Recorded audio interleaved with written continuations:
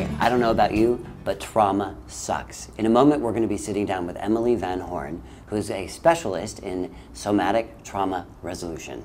And she's going to help me get rid of some of the trauma just of life. Oh, let's go on in.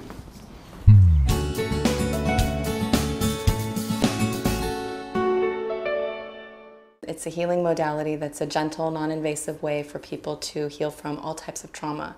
Trauma is not so much about what happened, but it's how it affected the nervous system. So something that could be traumatizing for one person might be empowering for somebody else. People come and see me for all kinds of categories of trauma, whether it's because they've had an accident or an injury, whether they've had some abuse or some violence in childhood, or breaking patterns. A lot of times people will come because they've noticed a recurring pattern in their life and they haven't been able to resolve it. People will do things to compensate for trauma, like they'll maybe exercise a lot, or they'll do a lot of yoga, or they'll be a workaholic, or maybe they'll be a substance abuser or whatever, because they're trying to manage that high activation that's in their body.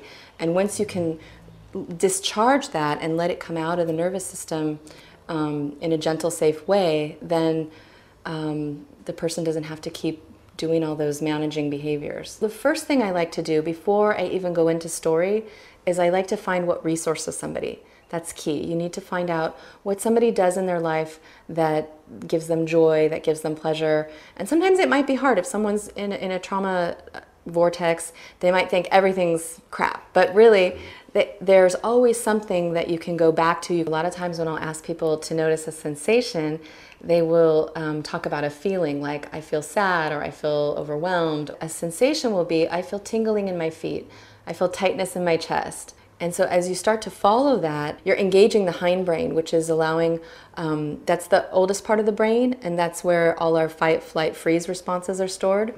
And that's where you want to get out of the analytical brain and you want to get into the hindbrain, because that's where the discharge will happen. And the second thing would be, I like to work with boundaries, because usually people that have experienced trauma have had some kind of boundary rupture. Absolutely. Yes, so I'll do some actual physical exercises that will allow for the body to start to know that it's okay to make a boundary. It's okay to push. It's okay to say no. Then we can start to go into story. Okay, so can we go do it? Yes. All right, let's go. When you were 17, you had a major bike accident. And I'm just wondering if we could just take a piece of that where you still feel like maybe there's some charge. I was coming home on my bike after one of my first professional gigs as a dancer, singer type of thing.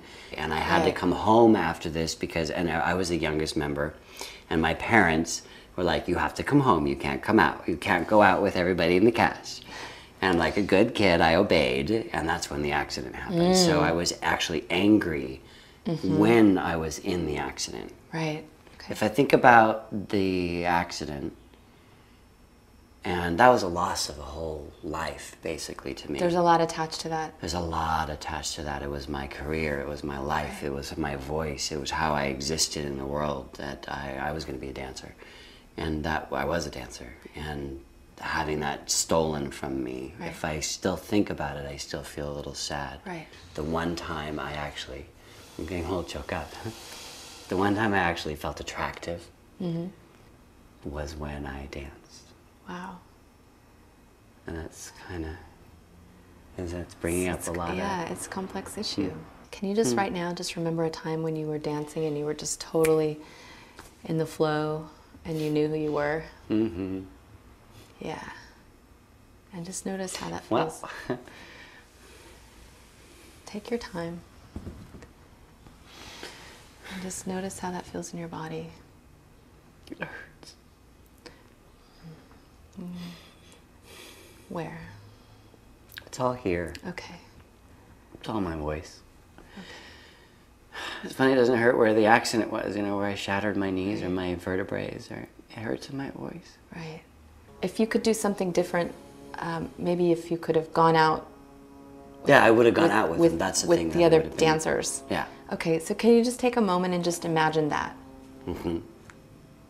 Yeah. Oh yeah, absolutely. That would have been really fun. Okay, and just see yourself in that situation, and as you're doing that, just be aware of any sensations that are happening. I felt happy in my heart. Yeah. Like my heart just kind of something That would comes have been up really and- fun. Yeah, like open. So just being with that, Yeah. just being curious, and just see what happens next.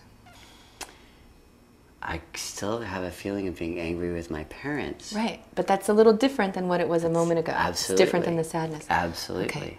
As an adult looking back, you know, my parents, they were just being good parents. Right. You know, I'm Right. 17 years old. I'm not supposed to go out and party with 20-somethings. Honestly. You know, I get that as an adult. But Right. I was a good kid who never did anything wrong, never got in trouble, Right. never drank, never did drugs, never did anything like that. And I didn't feel trusted. Oh, There we go. Okay. I just said that. Okay. I felt that. I So- didn't feel trusted. So how would it be if your parents would have trusted you? My eyes just got watery. Yeah. Yeah. Huh. That's hitting a big issue. I'm actually really feeling that. And just Huh. being with whatever's coming up. Mm-hmm. Yeah. Huh. What are you noticing now? That's a pattern. That's a life pattern. Wow. Just the trust thing. I would never have expected that to be tied in with a physical accident. Never would have expected that. That's completely from the blue. Yeah, that's Never and would have that expected happens in almost every session. It's kind of funny. Like in friendships or relationships or whatever, I want to know that I'm trusted. And that I'm trusted go and do whatever I want to do. And knowing that I would never do The naughty thing. the naughty thing. But only if I'm trusted. Right, right. Yeah, because I've gone and done the naughty thing because I know I've not been trusted. Right. Thank you so much. This is awesome. Really, really, really appreciate this. Oh. And thank you for tuning into CreateYourHealth.com. Take what you like, leave the rest, and create your health. Thank you so Thank much. you, Peter. Seriously. My wow. pleasure.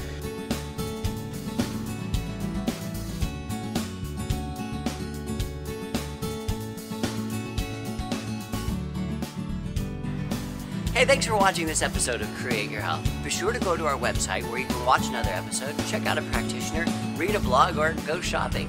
Take what you like, leave the rest, and createyourhealth.com.